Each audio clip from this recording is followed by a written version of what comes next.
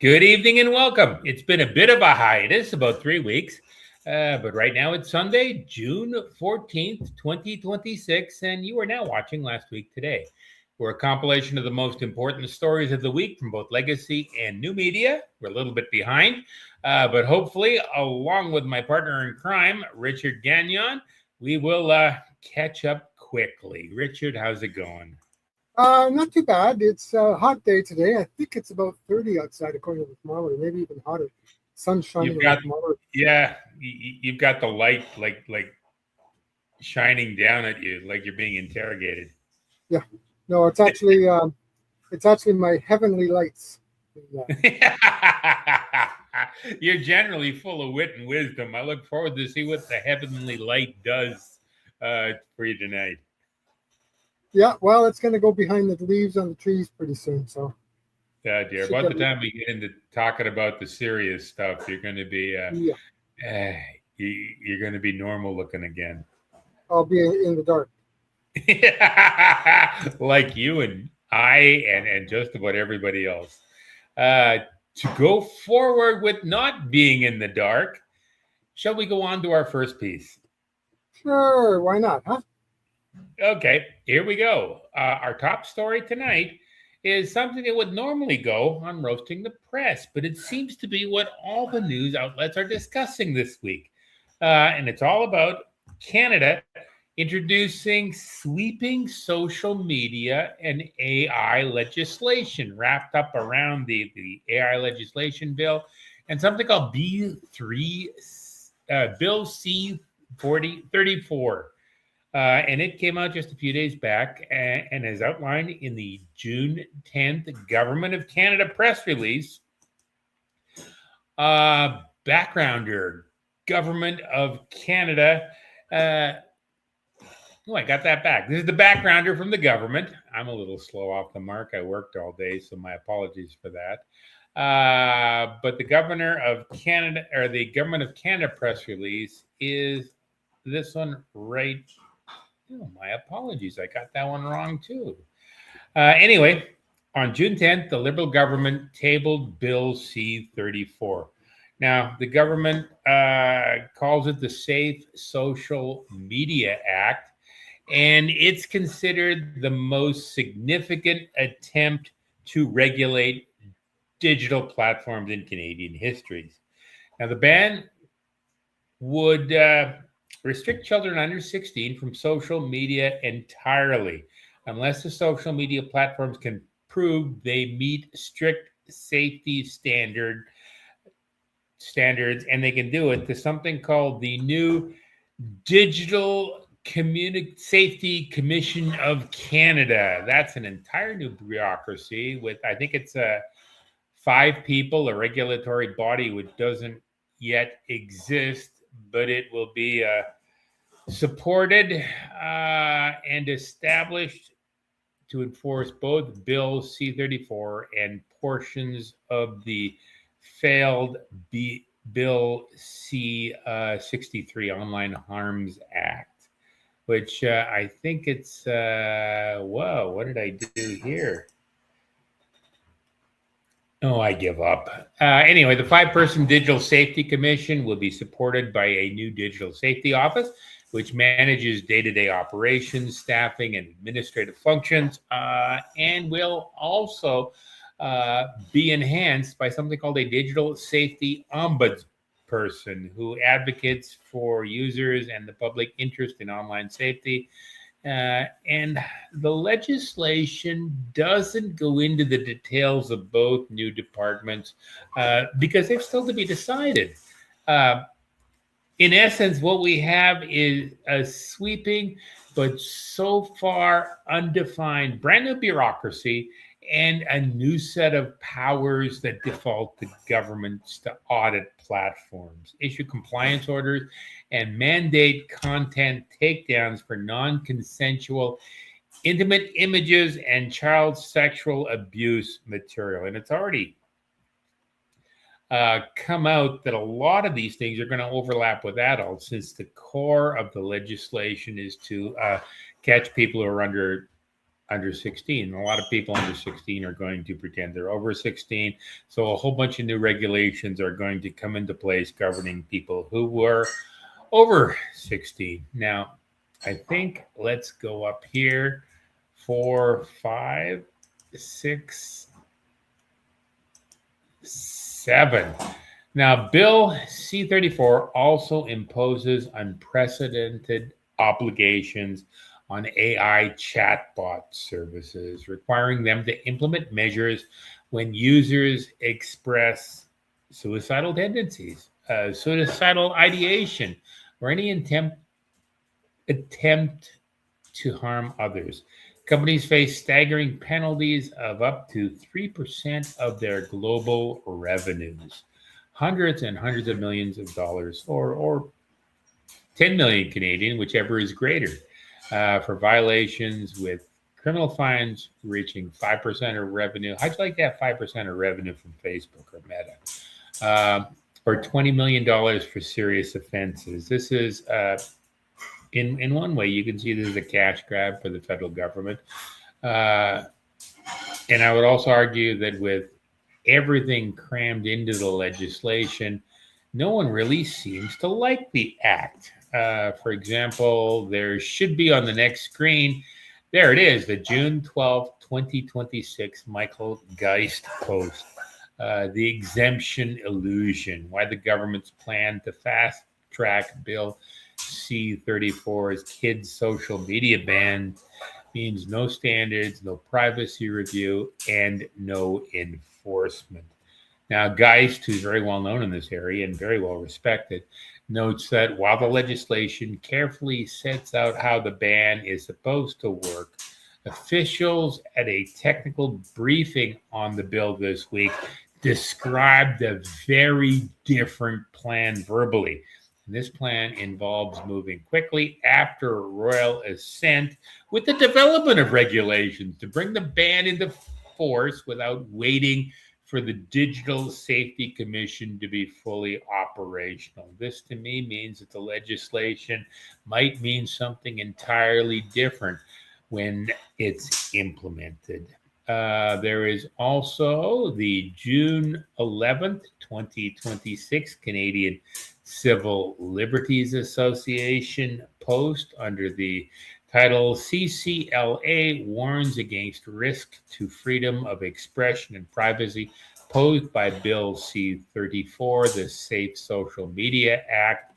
And this article notes that the bill raises significant civil liberties concerns, including through the limitless power it grants the government and an entire new bureaucracy, the Digital Safety Regulator. They did that in the UK about 3 years ago when their privacy regulations came into force. And the UK regulations, they ended up hiring thousands of new people, and nobody knew in advance what was going to happen to the regulation.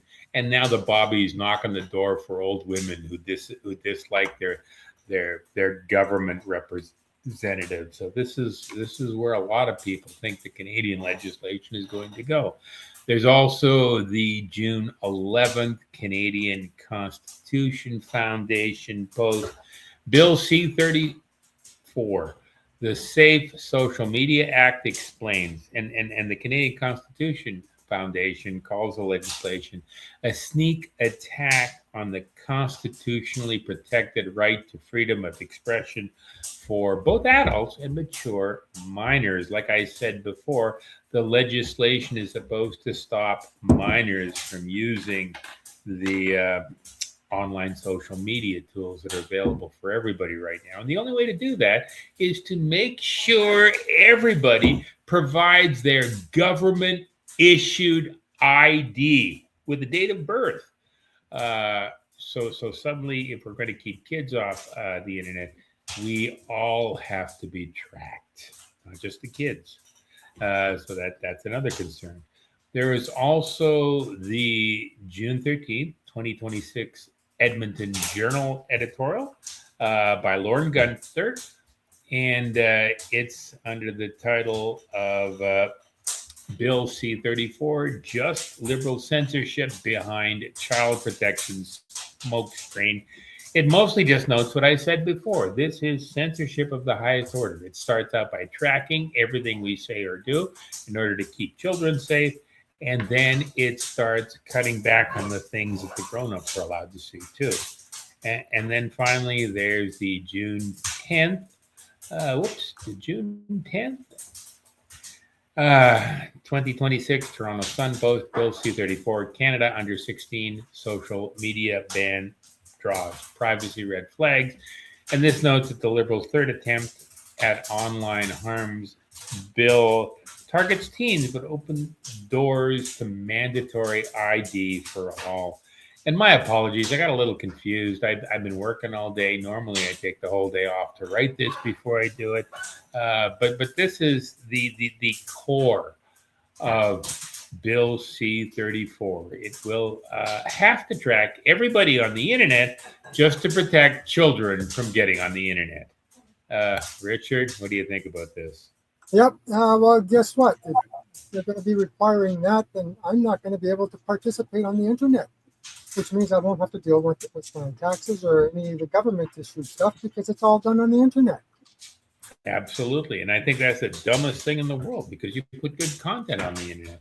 I would also note that the situation in Australia, which has similar legislation to what's happening in Canada, and the situation in the UK and Germany and even France, which have similar legislation to what's being proposed for Canada. People have started using VPNs to pretend they're outside of the country.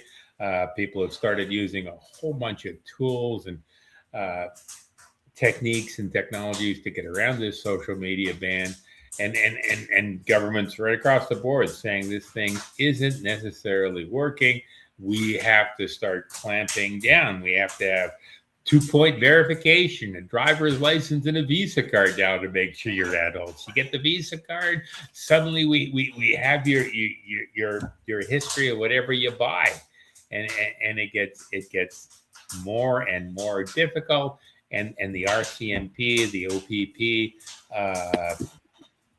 they start coming to your door and they're saying, "Did you say nasty things about Prime Minister Carney?" And I know I have to say yes to that, but it wasn't illegal once. I just basically say none of your business. I think that's important to do. Yep. The government can't send all of us to jail. There's not enough room in the jails.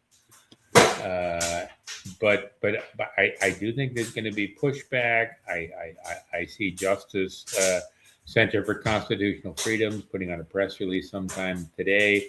I think there's an awful lot of concern about this, if only for the really obvious reason.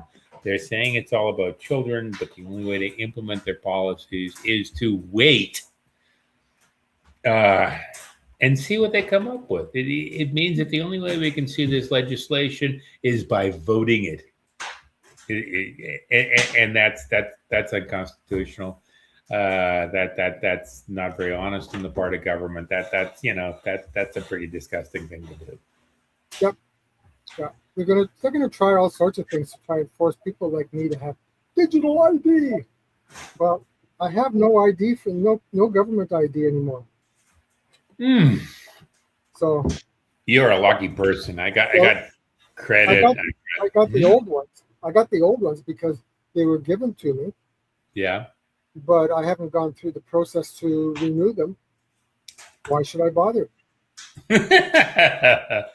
I think so. I think you and I have a little bit of an advantage because we're in the country. I think it'll be easy for the police to go visit 50 or 100 people in the first day when the legislation comes into force and make a big show. I can't help but remember the I guess it was 2020, late 2020, early 2021, when Adamson's Barbecue, Adam Skelly, decided to keep his restaurant open during COVID. And the local police didn't just show up to see what was going on. They had like 100 people there. They had 50 police cars. They had the musical Ride They had Mounties there, and they scared the crap out of everybody, and they took Adam Scully into custody, and they seized everything he owned, and eventually had to declare bankruptcy. I believe he's still fighting the charges, but that's quite the serious punishment for something that's never been tested in court. Yep. Yep. And he came out to Alberta, and he was here. Actually, I think he lives out here now. Yeah. I hope he opens up another restaurant in Alberta. He made good food. Well, apparently he's growing organic beef. Ooh, organic beef is great. It's very expensive these days. He can make a lot of money off of that. Well, that's probably what he saw, so he decided to do that. Good for him. I wish him the best. I hope he doesn't mind me using him as an example of what could happen to all of us in the very near future if we're not terribly cautious about what's going on. Mm-hmm. Shall we go on to our next piece? Sure. Okay. Hopefully my slides have been put in order because I had a bad time with that this morning.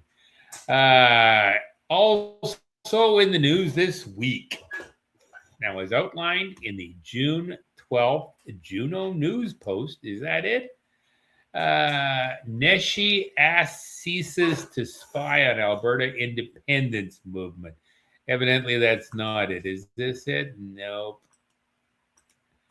I seem to have lost a whole bunch of my graphics. Anyway, according to Juno News, Alberta NDP leader Naheed Nenshi has written an open letter to the Canadian Security Intelligence Service requesting an investigation into alleged foreign interference in Alberta's independence movement, despite prior reports from CSIS indicating that RCMP and CSIS did not find any information to indicate foreign interference. Richard, you're closer to that than I am. Does the NDP leader have legitimate concerns? Does he even have any right to do that sort of stuff? Well, I think he's just taking that. He can, if he starts a new story to get people riled up, then he's doing a good thing. Yeah, I suppose so. I really don't think that there is an issue. But he wants to create it. I don't think there is an issue, but I think he wants to create an issue. I think that's true. That's true as well. He's most of the people I know in the independence movement are Albertans. Yeah. The only foreigners who are objecting to what's going on with Alberta, frankly, they're from Ontario, to a lesser extent from Quebec. Yep. Yeah. No, Nenshi is just manufacturing stories like he did when he was mayor in Calgary. Yeah. He wants to make sure he keeps his profile out there. Yeah. And his profile is he's an asshole. Yeah. He's the new leader of the NDP. He thinks he can form the government at some point. Yeah, he's a communist. You don't like him very much. Oh no, I didn't like him when he was mayor either. Yeah, good point. He was mayor of disgusting. Calgary, wasn't he? Yeah. How do you think he became leader of the opposition in Calgary in Alberta? That's because he's NDP, and they wanted somebody in there that had a name out there. Oh wow!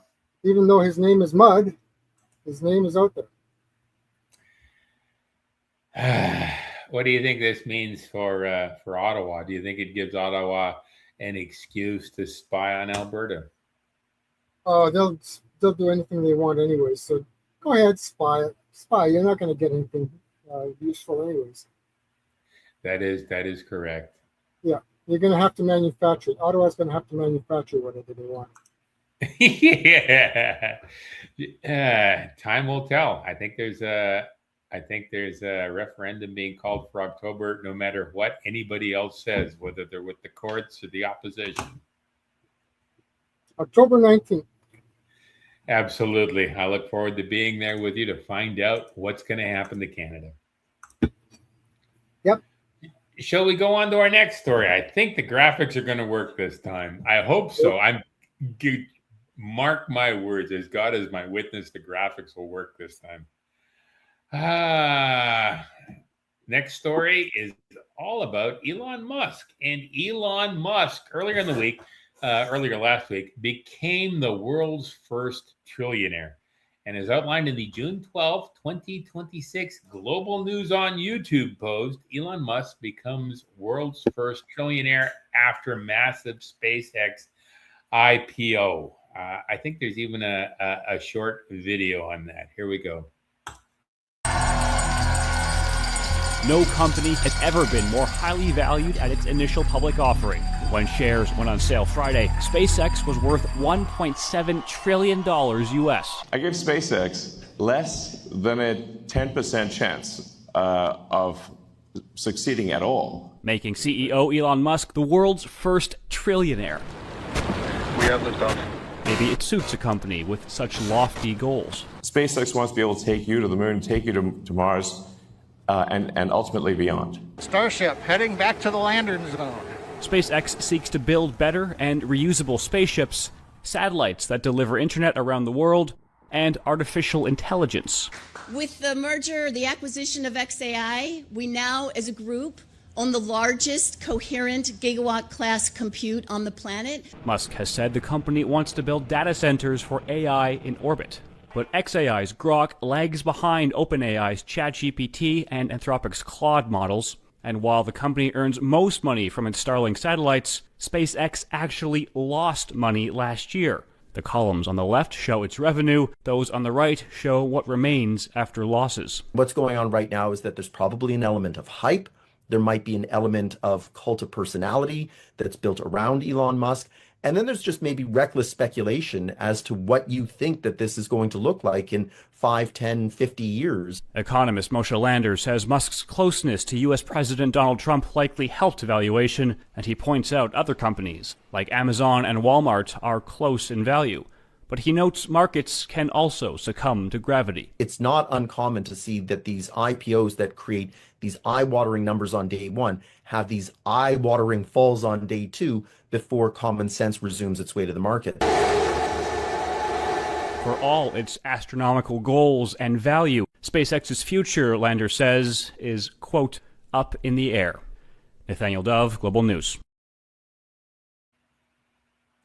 Very cheesy closing. What do you think of Elon Musk, Rich? I like Elon's comment that he doesn't believe it's going to succeed. Yes. So, but then of course, I think he said that in the past. Yeah, good point. I think it could just be. Oh, go ahead. No, I'm just coughing. I have a bit of a cold. Yeah, no, I think that he likes to talk about these types of things, and you watch, it'll be successful. It'll just take off. I can see that. I can see that. Yeah. Musk is also being fairly generous. I hope this is the June 12th Forbes post, hot IPO summer. Let's see if it comes up. Yes, hot IPO summer. Elon Musk is world's first trillionaire. What's next for AI? This story mentions that Elon Musk may be a trillionaire, but 4,400 of SpaceX's 15,000 employees are now estimated to be millionaires. And because they had stock shares. And 400 of the SpaceX employees are now worth over $100 million. So he's been fairly generous with his staff, at least with his senior and mid-level staff members. And this is a number that came from Hill.com. And it was cited by the New York Times. And there is intense speculation about what they call knock-on effects. of what is expected to become the largest wealth creation period of all time. Because at the very least, those 400 people with $100 million are going to start up a bunch of businesses so they don't have to work for someone else anymore. And some of the people who are just millionaires are going to retire, and they're going to pick up new hobbies, and some of that's going to go into businesses. And SpaceX is considered to be jumping off on the future. And there is also other things going on, particularly in San Francisco, home to OpenAI and Anthropic, which have massive IPOs in the pipeline. I think Anthropic's is in October. I don't know when OpenAI is expected to come. And there's a lot of other AI unicorns, like companies like Notion, Harvey, Plaid. They're on IPO watch lists. If SpaceX does a good job with this, they will go forward as well. The companies most hotly awaited are something called Databricks and Stripe, which have said they are watching from the sidelines. My primary concern here is all the hype that went into this article. SpaceX may not be the start of a brand new wealth generating industry. It may also be the top of an overly inflated market that's going to crash and burn over the next 3 or 4 months. What do you think? Yeah, well, the other thing that's interesting is that he wants to put data centers in space. Yeah, everybody wants data centers at the end of their names. Right. So putting data centers in space takes away all that problem with water cooling. Yeah, it does. So I think that that's a good thing. But the thing that's going to be interesting is how will it deal with potential meteors that are going to strike this data center? I think he'll deal with it the same way as the Starlink. He'll have extras, and then he'll have to reload a couple every month or so. It'll be Yeah, I agree with that. Yeah. I do think that the heat radiating at the satellites is going to be more substantial when it's not data transmission anymore, when it's data storage. We'll have to put fins on the Starlink satellites or something like that. Yeah. I don't know what he's got planned. I don't like the idea of data centers in orbit either. I think that data centers are designed specifically to track our every move, and I don't want them anywhere. True. If they were true data centers, they're going to be storing data that's relevant to the operations of the people. Not of Yes, the corporations. it'd be something useful for us. Right. And I don't know. I think there's. I've talked to you about this before. I think there is an AI bubble. Musk was smart enough to go first. I think that Musk's stock price has to keep going up, or Anthropic or OpenAI aren't going to do well if they go IPO. And I think the data center industry is in a bubble right now. Everybody's looking for ideas on how to make it cheaper. I've seen one proposal to attach tiny little AI storage on the back of smart meters that you put in homes. Yeah. Oh, you've seen that too? Well, the thing is, these smart meters, they provide a number of good services, but the thing is, that the people haven't benefited from it. The reason that they have the smart meters is that they're pinging the data up to satellites on a regular basis. So your meter readings are being done on a regular basis, being pinged up to the satellites. So to give you a better background on this, the reason is they don't have to send out people to walk around and read the meters anymore. Mm-hmm. What they do is they have a plane that flies overhead, and it captures all the pings in one area, and that creates the bills. Yes. Where people just don't understand the reason that it's happening that way and everybody says smart meters are fire hazards. Mhm. They can't be fire hazards because inside those little smart meters is a little AAA battery. That's it. Yeah. You can't have a fire hazard from that. So, anyways, smart meters are a good thing in one sense, but the problem is the savings have not been passed down to the customers. Agreed. Smart meters are a way to take a lot of data, which is primarily used to allow the meter companies to charge more money and to make the billing process more opaque.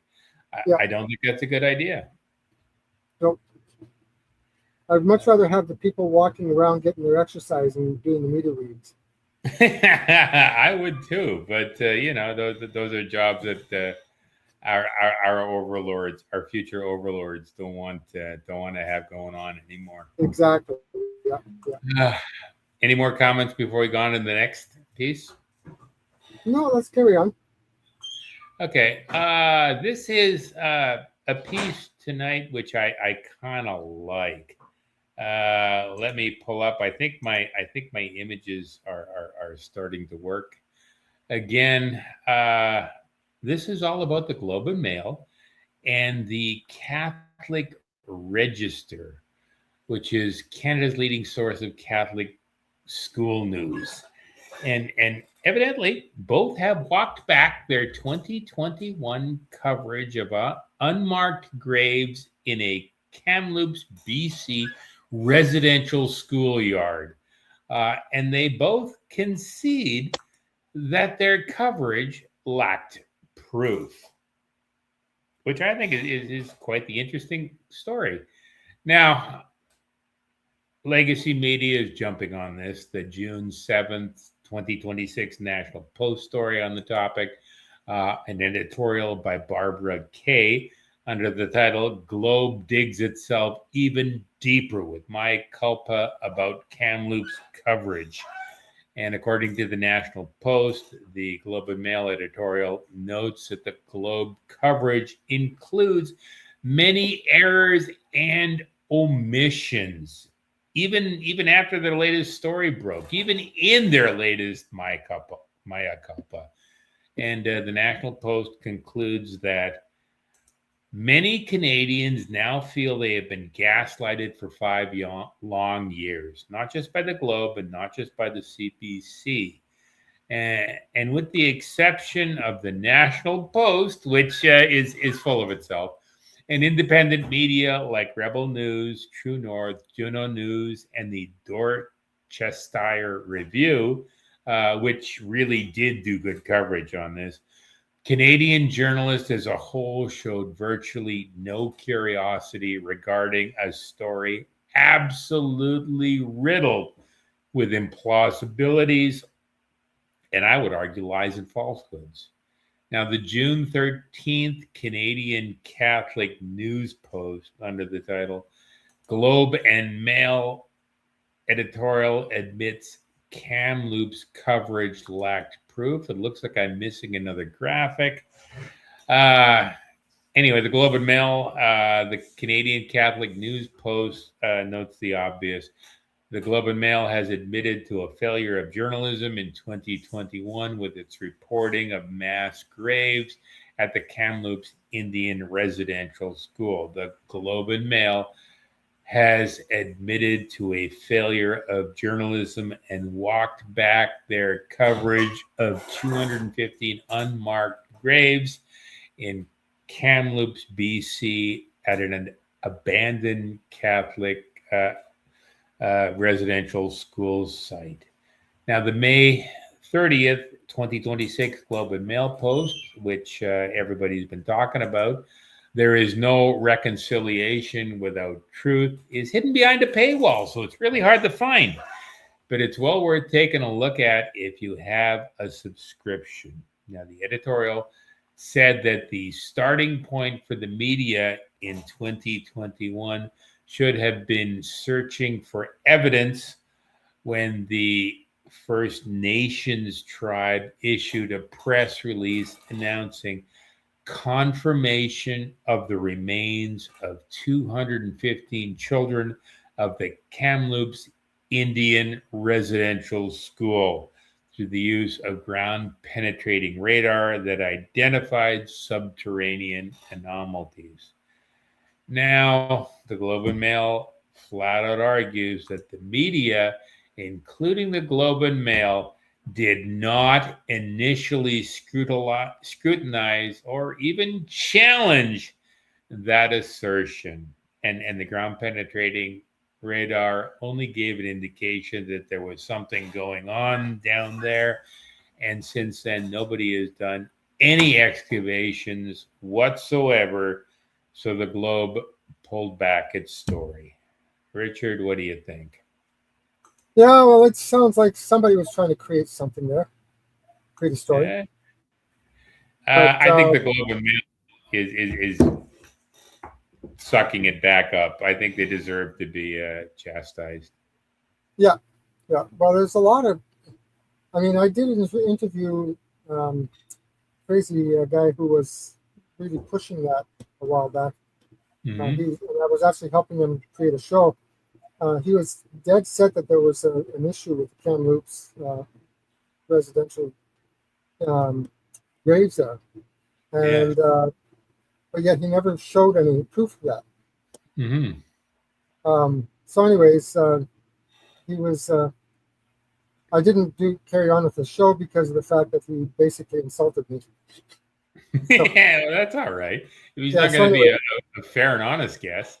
But I still see him every once in a while doing interviews on shows. Mm-hmm. So this guy was really pushing it. He was dead set that they existed, and I thought, okay, well, let's give him a chance to prove it. Yes. But he insulted me, so I said, nope, you're gone. Ouch. I'm worried about people like I don't remember her name, but the Northwest Territories academic who said that the claims of the Native community have not been proven so far. She was fired from her job. She was damned for all eternity. Every time she goes on a public speaking tour, people show up and they damn her to hell for doing due diligence. Yep. It's amazing how they, if you're going against somebody's agenda, how another person can actually take you down. Yes, absolutely. I think that's very disturbing. I also note we've covered this 2 or 3 times. Ongoing attempts by provincial MPPs and federal MPs to categorize any disagreement with what the Native community says it's found in Kamloops, to categorize that as hate speech.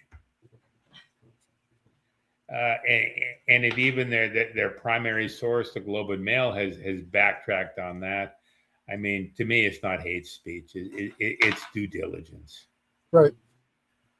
That's not to say that terrible things did not happen in the residential school systems. My understanding is that those schools were intentionally created to destroy the Native culture. And that's a bad thing in and of itself. But we can talk about reality. We can talk about the truth without having to add a bunch of extraneous rumors and innuendo. Right. So, any more before we go on to the next piece? No, let's carry on. Okay, this one I like. This one you're going to like. This is according to the June 12th Western Standard Post under the title, Police Alerted as Fort McMurray Residents Plan to Repair Highway 63 Themselves. Now, that story reports on growing resident frustration in Fort McMurray over the poor conditions of the major road in and out of the community. Now, locals, led by a businessman named Mohammed Tarabin, have organized a citizen-led protest repair effort, which was scheduled for 2 days ago on June 12th. and their intent was to fill major potholes themselves and fix the road. Now, local police have been notified by the city council to note the situation and take enforcement action if needed. And there's a potential for tickets being written under the Alberta Traffic Safety Act or criminal code charges for impeding traffic. Now, the piece frames the story as a symptom of broader dissatisfaction with infrastructure maintenance in resource-dependent northern Alberta communities. It highlights community resilience. Fort McMurray is obviously strong enough to build its own roads, while noting the unusual step of citizens needing to take responsibility into their own hands. Now, the Western Standard story, curiously enough, aligns with widespread legacy media coverage that day from CTV, from Global News, even from the CBC, which also shows volunteers actively patching potholes and some provincial crews appearing in response to the pressure to help out because they were on their way there anyway. Now, to me, it's a compelling tale of grassroots action, government accountability, and public frustration in Alberta. And I think it's worth noting that I wrote this piece yesterday, and I checked just before going on the air, and there are no further news stories about this. Evidently, nobody was ticketed. A good time was held by all, and Highway 63 is easier to drive down these days. Any comments, Richard? Well, the police aren't going to do anything because they want those potholes fixed too. They have to travel. They have to travel that road with their own private vehicles too. So I think it's a good thing that people are taking matters in their own hands. Unions won't like it, but that's too damn bad. They're not doing their job, and of course the bureaucrats aren't funding those things. They're basically funding their back pockets instead. So it's time for the people to stand up and do it. I agree with that 100%. I note the part that I really like is the fact that road crews showed up out of humiliation and offered to help. Yep. Yeah, that's good. That's good. Humiliation and intimidation are the best tools. I think if citizens took more of their life in their own hands, rather than just protesting and sending a nasty letter to the Times or whatever it is they do these days, or posting something on Facebook, I think we'd go a lot further. Instead of protesting the existing schools, we set up our own schools. Yep. Instead of protesting the conditions of public buildings and roads, we build our own. And Exactly. we do whatever we need to do in order to maintain our livelihoods, our lives, our society, whatever we need. Yep, exactly. Shall we go on to our next piece? Sure. This one I think is kind of amusing. The 2026 FIFA World Cup. All the legacy media is talking about this week. But it's been hit by controversy after visible empty seats appeared across stadiums on opening day. And this is despite FIFA president Gianni Infantino repeatedly insisting there was record demand for tickets. Now, here's the June 12th, 2026 E-Times on YouTube post. FIFA World Cup nightmare for Trump, pal Infantino. Empty seats exposed 2026 pricing. Oh dear. I've lost that video. Let me see if I can pull it up. I don't know what's been happening to my stuff tonight. Everything's messed up.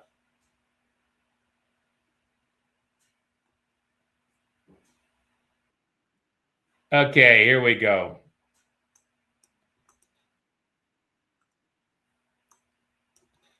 My apologies for this. Because we don't have the video, we are going to be able to pull it up in a live stream, I think. Share screen.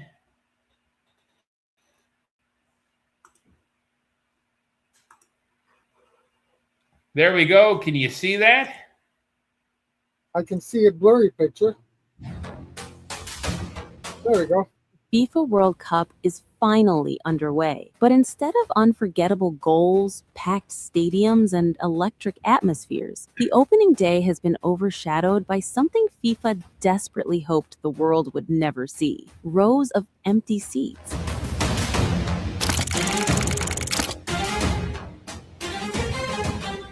Visible gaps inside stadiums quickly became one of the biggest talking points of the tournament's opening matches, raising serious questions about FIFA's controversial ticketing strategy and whether fans were simply priced out of football's biggest event.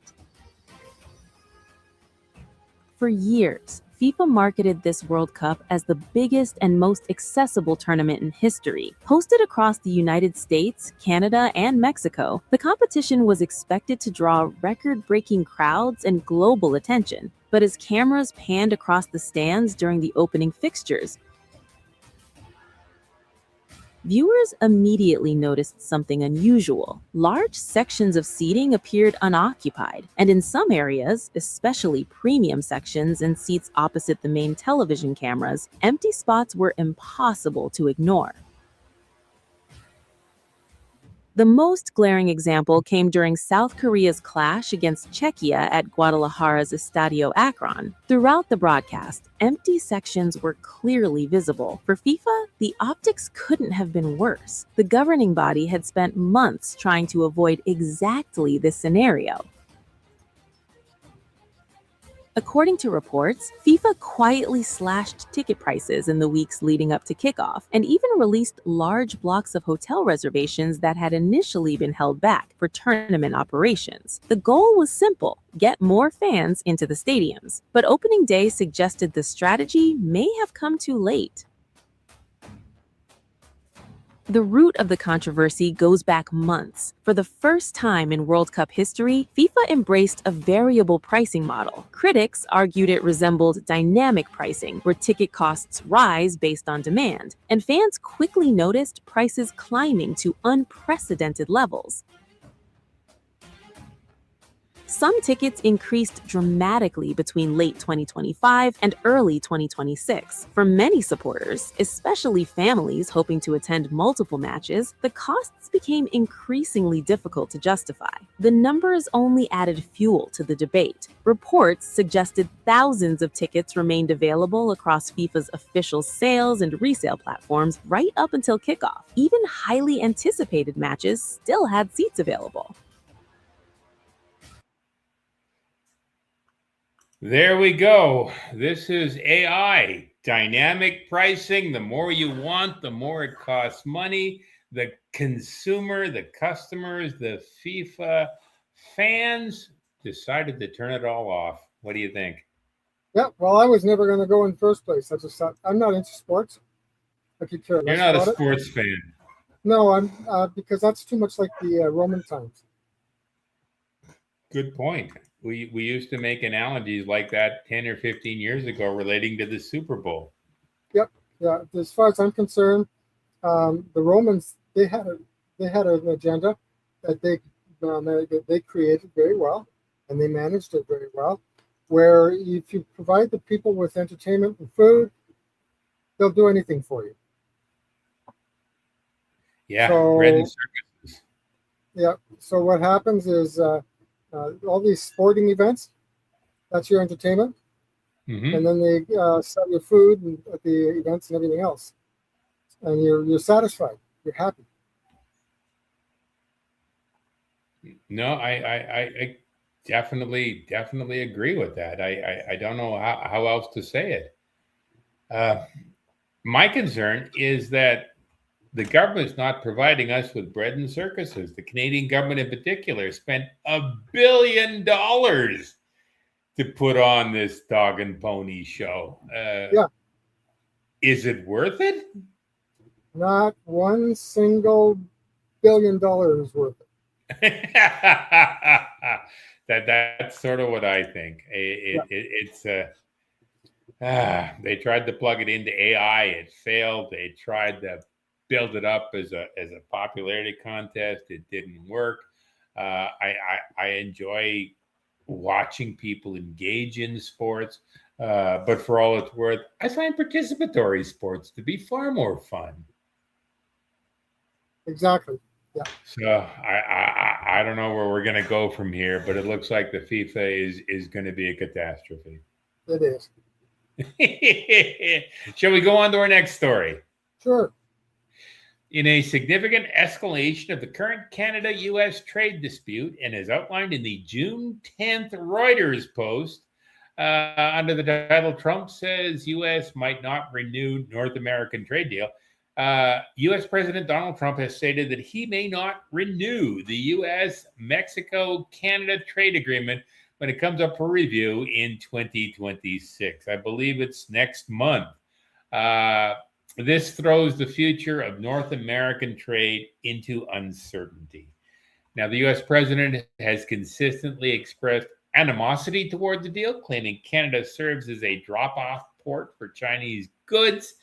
And he continues to repeat his earlier assertions that Canada should become the U.S. 51st state.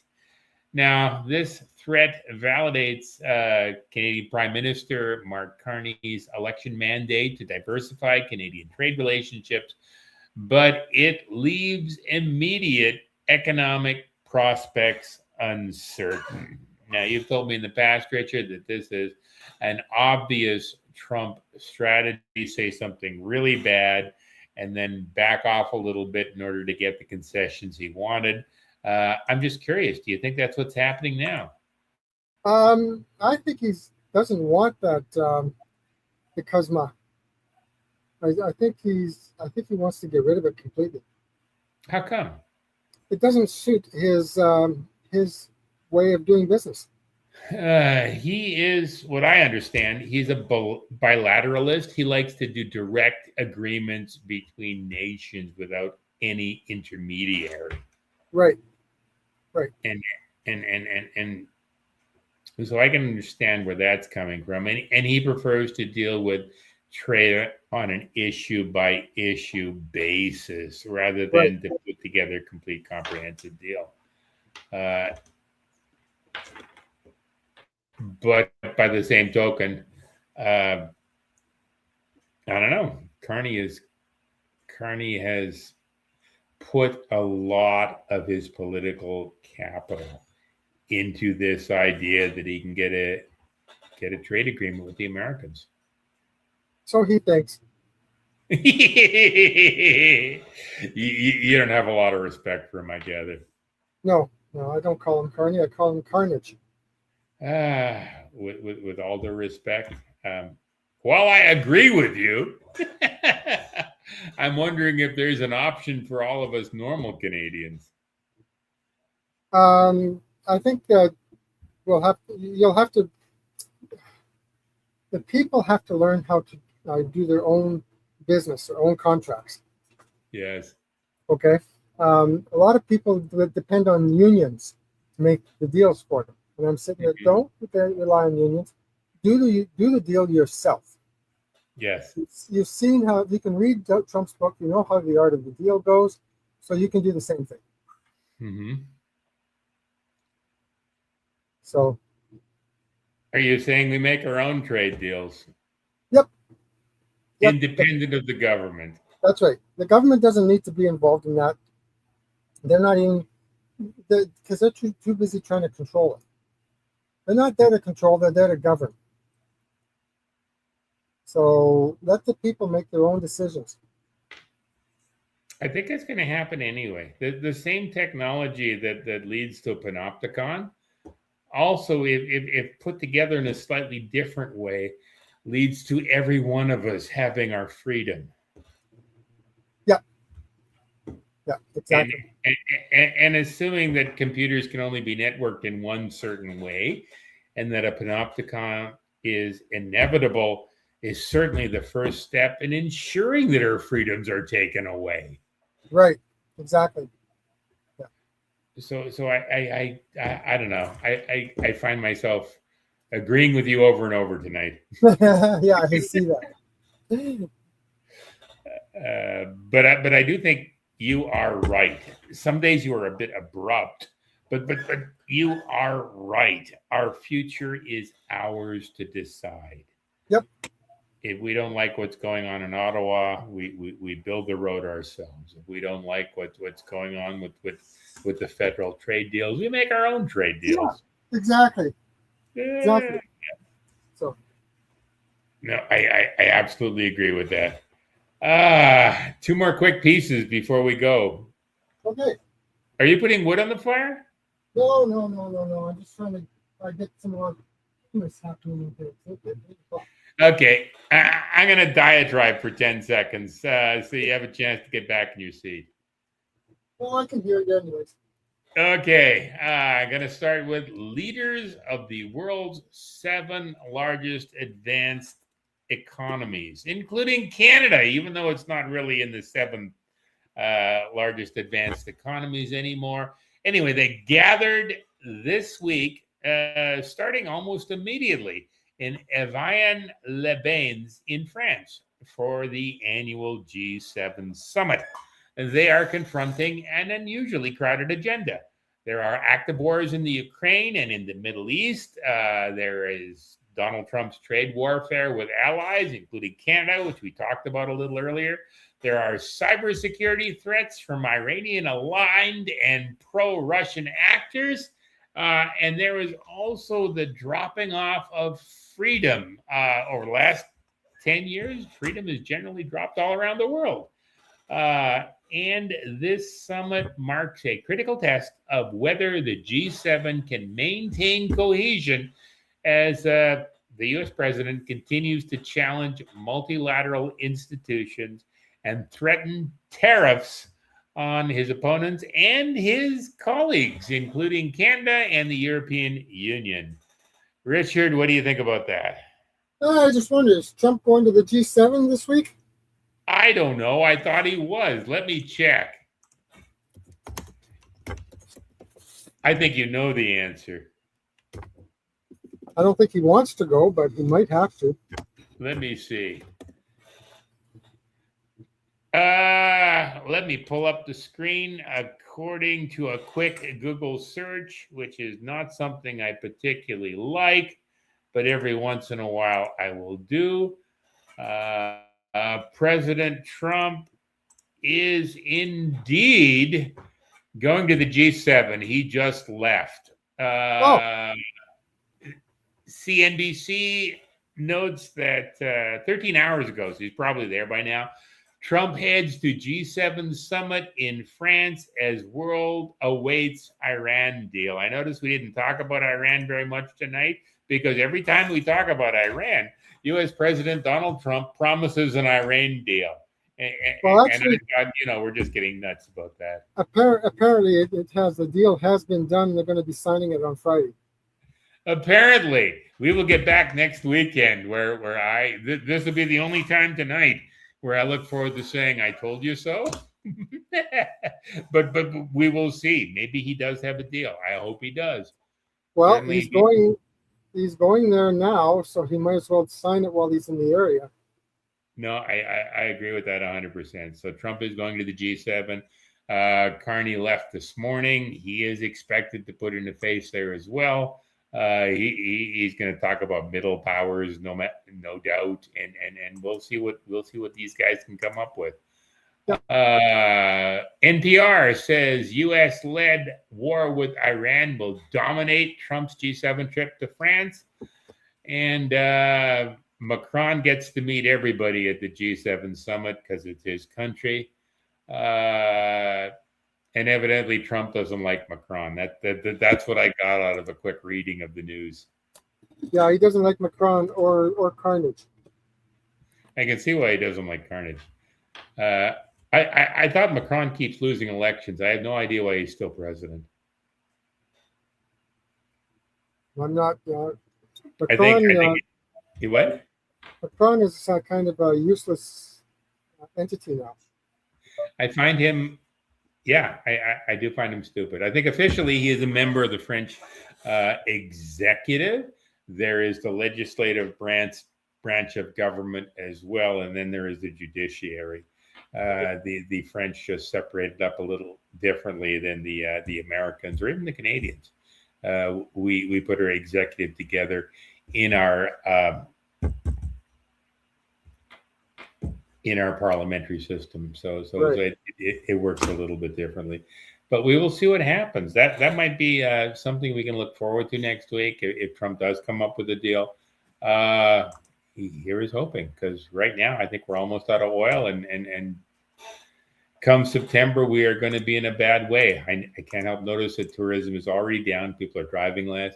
Gas prices are way up. I think I remember saying 6 months ago that was the first time that it ever cost me more than $100 to fill up the truck, and now it always costs me more than $100 to fill up the truck. Yeah. Now it's for the stuff I have to buy around here. Today I spent probably about, I'm going to say $300 on gas. Yeah, I can see that. That's not just for my truck. My truck didn't take much at all. Yeah. It was for gassing up Tim's canisters up top because he needs it to run his generators, and also the farm store generator. Mm-hmm. But my truck, I think it used $30 today. Ouch. So I don't. Gas is expensive. Meat is shockingly expensive. Even under even from local farmers is starting to go up in price because of how much their feed costs and all sorts of other things. They have to make a living too. Yep. So we will see. I bought some silver about a year and a half ago. Maybe I'm going to have to start giving them silver for a cow. Yeah. That's about it. Yep. One more piece tonight. From me anyway, then one piece for you. This is a quick addendum to our first piece on Canada introduces sweeping social media and AI legislation. And I'm going to let everybody read it themselves. We'll include a link in the show notes, but it's the June 9th Electronic Frontier Foundation post. How and why to fight back against social media bans. I don't want to give out the impression I'm attempting to advocate for illegal activities, but I do think everybody here should read it.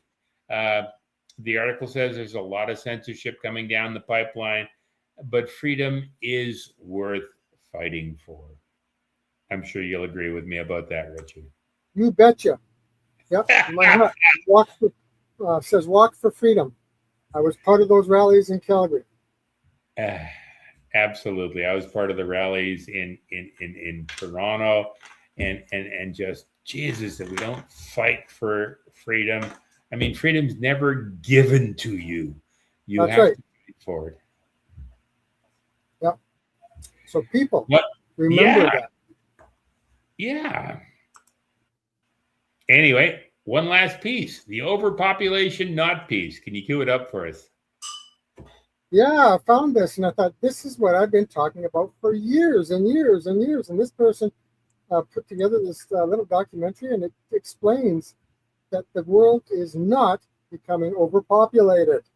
It is not becoming overpopulated. There's lots of room. Here we go. Mongo Mind on BitChute post. Overpopulation not.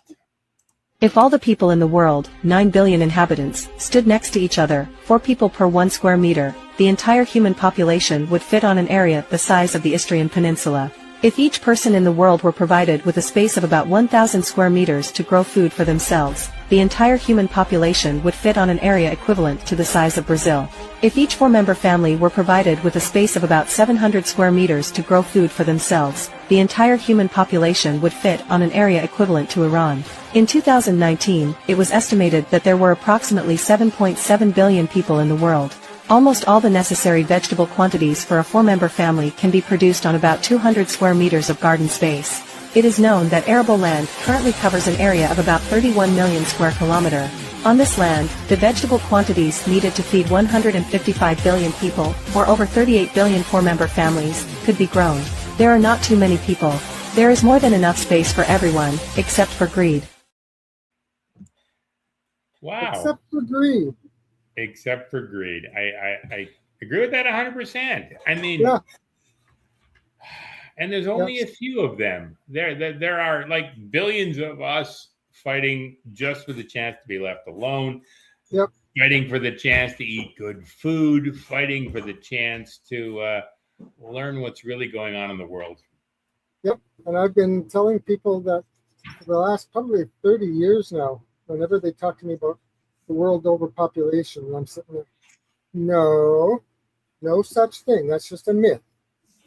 And of course, people would say, oh, no, we're running out of space. And I'm sitting there saying, no, we're not running out of space. We got lots of space to grow stuff. Look here in Alberta, we've got lots of land to be able to still grow wheat. Near as I can tell, the Club of Rome said we were running out of space in the 1960s. Yeah. And that's not, it's just a lie. It's just an outright lie.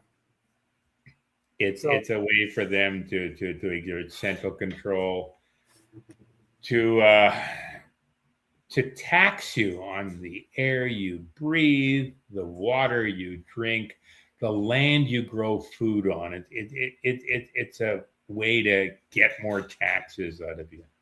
Actually, I think there's still a tax in Canada that it's basic. It's not called the permission to breathe. Yeah. You mean I got to pay tax if I inhale? Yeah, because Wow. you're consuming something that the government claims ownership over. The government will claim ownership over everything. Yep. So they'll tax it. Chance. Yeah. But I had seen something in tax forms about 30 years ago, 40 years ago, when I was filling out my own taxes on paper.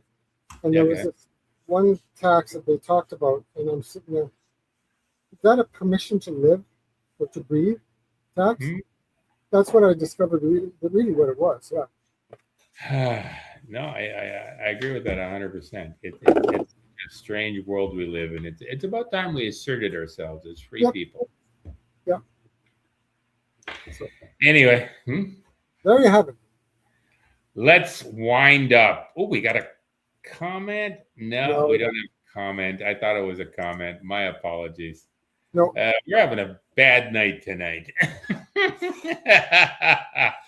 Let's wind up. We will get better next week. What's on your plate for the next week?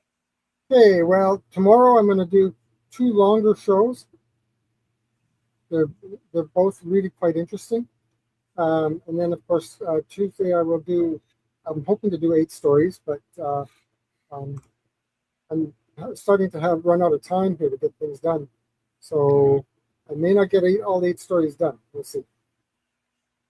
And then Wednesday, I take the day off. Thursday, Friday, I do my shows again. And then we're back on next Sunday again. We are back on next Sunday. We're going to have another edition of Last Week Today, and for at least the next 3 weeks until I get settled in my new job. Okay. This actually sort of worked good, except I'm not sure what happened to the graphics and everything. I'm not sure why my computer is suddenly 15 minutes slow tonight. There's a lot of little technical problems tonight, but I'm hoping we will get the hang of what we are doing. And we will be on Sunday at 8 p.m. For Last Week Today for at least the next 2 or 3 weeks. If that's okay with you? Sounds good. And at some point, I'm going to get the hang of doing the job full time and doing this full time, and we'll get back into a schedule where we'll be doing Last Week Today and Roasting the Press consecutively.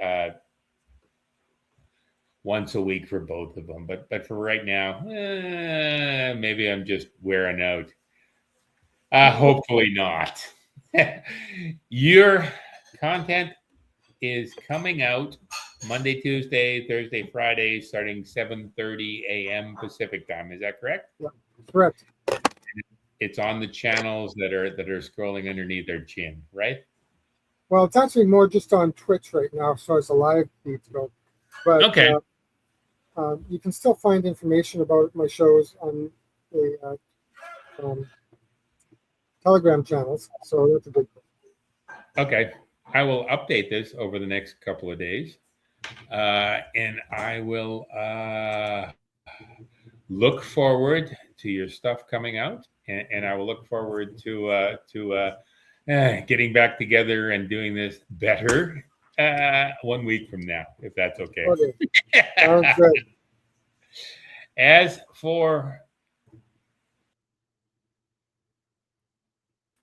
there we go. For at least the next couple of weeks, we will be recording every Sunday night at 8 p.m. on a variety of internet platforms, including the one you're watching. And we will republish the show the next day with notes on our Substack page at chuckblack.substack.com. And most of our stories will slide behind a paywall after a month online. So if you'd like to maintain access, the easiest thing to do is to sign up for a monthly subscription. $20 a month, $160 per year. It entitles you to access archive posts, anything over a month old, plus includes lots of in-depth stories not covered in our regular stuff. And we also have a Substack app to help you access Freedom Forum stories from your phone and subscriber chat, so you can tell us what you really, really want. Now, my name's Chuck Black. I directed this show using StreamYard, which Richard and I both recommend, but only if you sign up using either Richard's or my link. We get a little bonus out of this at the end of every month to help defray some of our costs. And, well, every little penny counts. Now, the show will be up on Substack tomorrow, and we will be back next week. I will fix the graphics, and I'll make sure all the links work. And hopefully we'll be back next Sunday at 8 p.m. Eastern Time with another episode of Last Week Today. Richard, how'd I do? Good. We covered it all. In that case, good night, everybody. We'll be back in 7 days, and hope you enjoyed it. Good night.